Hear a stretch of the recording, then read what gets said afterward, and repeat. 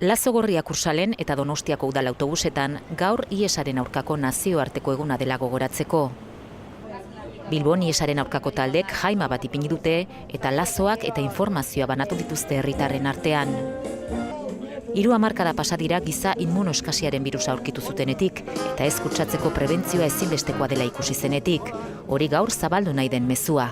Y se estima que hay un 30% de personas que no saben que están infectadas. Por eso, kutsatuta dauden 10 pertsonatik 3 ez dakite eta horregatik gizarteari esan behar zaio preservatiboa erabiltzea eta IESaren proba egitea oso garrantzitsua dela. De abordar el VIH en nuestra sociedad. Prebentzioa aipatu du Jon Darpón osasun sailburuak ere.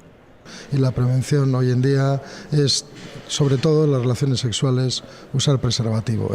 Azken 15 urteetan IESak eragindako heriotza tasa 182 jaitsi da Euskal Autonomia Erkidegoan, baina oraindik urtero 180 pertsona kutsatzen dira sexu harremanetan babesik ez erabiltzeagatik.